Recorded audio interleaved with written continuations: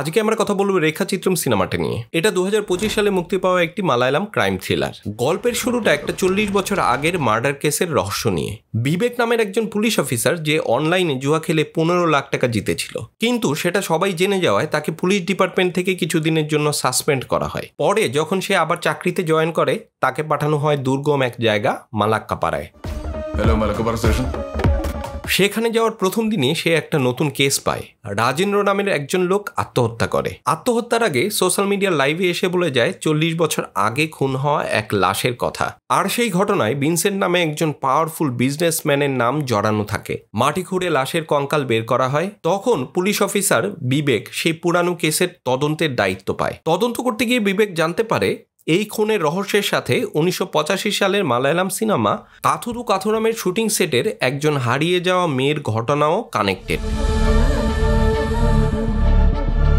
তদন্তের মধ্য দিয়ে বিবেক যেন অতীতের এক মার্ডার মিস্ট্রির জগতে ঢুকে পড়ে, আর সিনেমার এক রঙিন জগৎ তার সামনে খুলে যায়।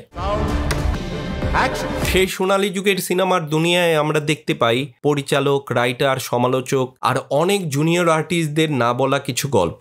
এদের মধ্যে রেখা একজন, আর আছেন সুপারস্টার মামুট্টি। পুরনো আর আজকের দিনের এই মিক্সচারটা সিনেমাটাকে অন্য লেভেলে নিয়ে যায়, যেখানে আপনারা একই সাথে থ্রিল আর গভীর রহস্য খুঁজে পাবেন।